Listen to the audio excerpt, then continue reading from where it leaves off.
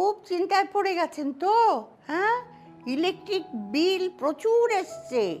আরে বাবা, চিন্তা করবেন না, হ্যাঁ উপায় তো আছেই। উপায় হলো, ইলেকট্রিকের দরকার নেই, এবারে সোলার সিস্টেমে চলে যান। রেমন্ড সোলার সিস্টেম, এটা নিয়ে এসে ঘরে বসিয়ে ফেলুন, দেখবেন পার্থক্যটা কোথায়। আর রেমন্ড সোলার সিস্টেমের দাম খুব বেশি নয়, অন্যান্য সিস্টেম থেকে অনেক কম। তারপর আপনারা ওটা কিস্তিতে পেমেন্ট করতে পারবেন।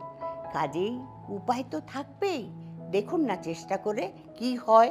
এই ইলেকট্রিক বিল আর দিতে হবে না, নিয়ে আসুন, দেরি করবেন না একদম।